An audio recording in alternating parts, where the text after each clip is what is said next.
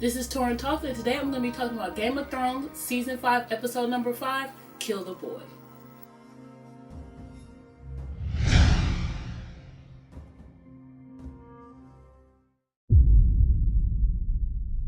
No King's Landing in this episode. Most of the action takes place in North and in Marine, and so I'm just going to start with Marine. First, Varys Selmy is dead. This was very unfortunate. I know a bunch of people were upset about it, and I'm kind of bummed because I just wanted Varys. I mean, he did go out like a fighter, but I just wanted him to just get back to Westeros and just stick it in everyone's face who, said he was too old to, still protect someone. So I'm kind of bummed about that, but his fate in the books right now is precarious as well, so kind of makes sense. Anyway, he's dead. Dany's pissed about it, so she decides to get all the great masters of the families and take them down to the dragon pits, and she roasts one of these assholes to show them that she isn't playing and she means business, and then she throws his daughter in the cell. She's just very upset about the whole deal. Grey Worm didn't die, and he and Missandei are, having a talk, and he was telling her he wasn't afraid to die. He was afraid that he wasn't going to get to see her again, and she gives him a kiss. And a lot of people don't like their little relationship or getting screen time, but I feel like it just humanizes the people that are around Dany. I mean, you think they're just standing around just like, oh, yes, Daenerys, like, they have feelings, they have lives. Like, yeah, he doesn't have all the equipment, but that doesn't mean that he's not capable of caring about someone in a non-duty type of way. Daenerys asks Missandei for her advice, and she tells her that she should listen to her own self and come up with a way. I've seen you listen to people, I've seen you ignore them. You kind of shine best when you come up with your own little plan to be innovative and kind of think outside the box. So Daenerys takes this advice to heart, and she goes back to his daughter, and he's in a cell and he's crying, snotting, because he thinks that she's gonna like feed him to the dragon like he did the other dude.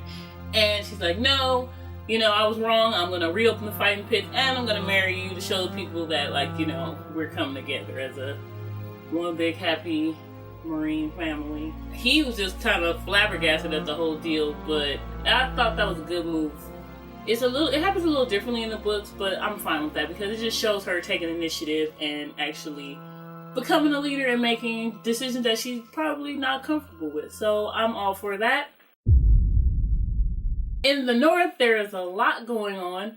Jon Snow, goes to Aemon at a perfectly timed moment when he says there is nothing truly terrible as a Targaryen alone in the world, and boom, in walks Jon Snow. So I thought that was cute. But he tells him he needs to kill the boy and let the man be born. This is a theme that comes up time and time again in this episode, and I like that it refers to multiple scenarios. But anyway, in Jon's case, he needs to become a leader and do, just like Daenerys, make decisions that aren't always popular. Like, you gotta do what you gotta do sometimes. So he tells the Night's Watchman that he has to go to Hardhome to get the rest of the wildlings to come over to this side of the wall before the White Walkers come and turn them into zombies and eat everyone. And I don't know why. I mean, I get why the Night's Watchmen don't want to let the wildlings, come over. But at the same time, you barely can beat these people when they're human. Do you really want them fighting for the other side? Like, really? Like, come on, just think about it.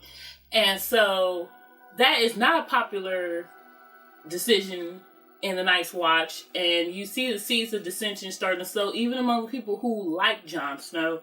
And that Ollie kid,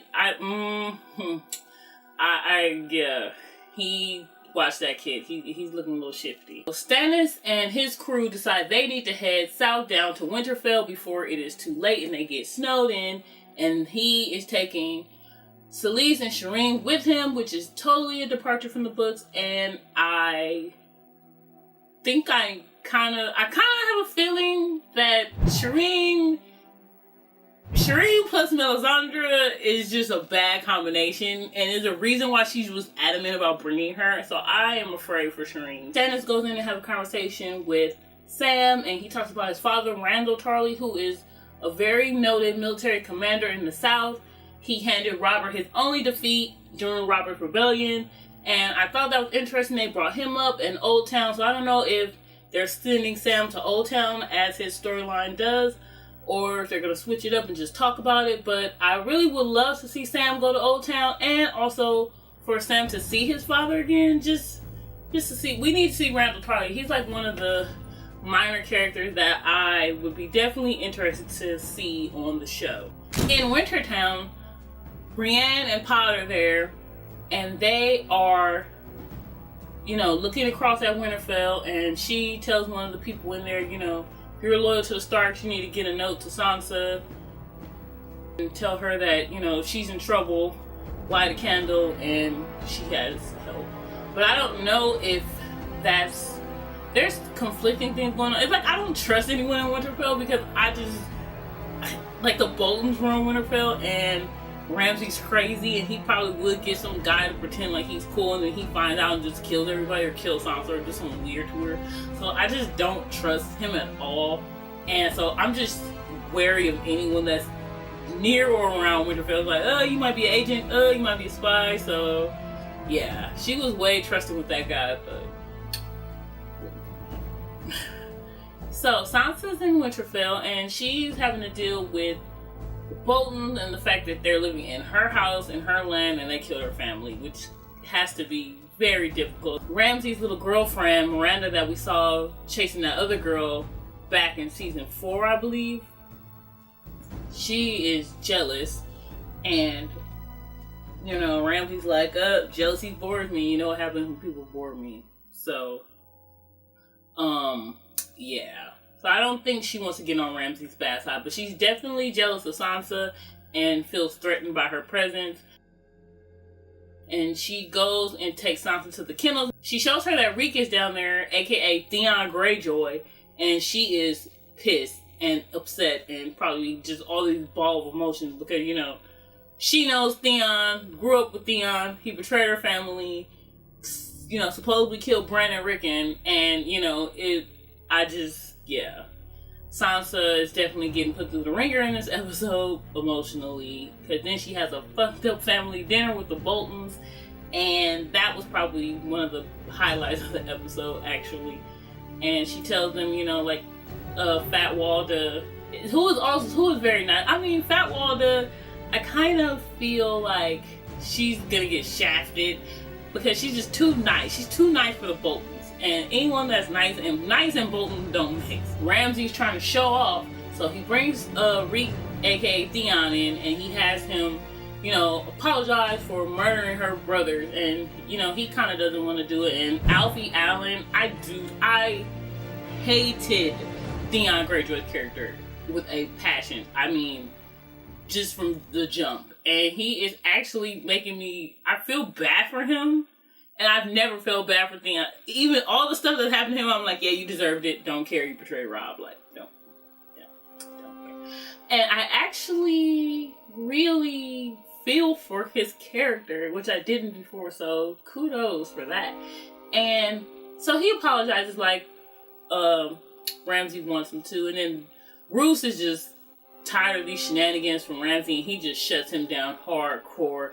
And it's just like, yeah, Fat Walda's pregnant. And then Ramsay just kind of loses his shit a little bit because, if Roose has a natural born son, he can just get, out of, don't need you anymore. And so he is definitely threatened. So Fat Walda, watch your back because, yeah, Ramsay might get you. Roose and Ramsay have a conversation about how Ramsay was conceived, and it is a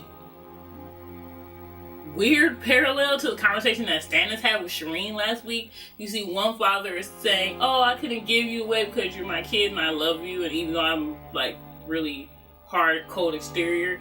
And Roose has the same demeanor, kind of that hard, cold exterior, but he's like, yeah, I kind of just raped your mom because she was kind of hot, and yeah, I didn't throw you in the sea because you kind of look like me, and you were my son, so, so there's definitely parallels there. The other interesting thing in this story was Jorah and Tyrion's storyline, and they went to Valyria, And anybody that usually goes to Valyria, you never hear from them again in the books.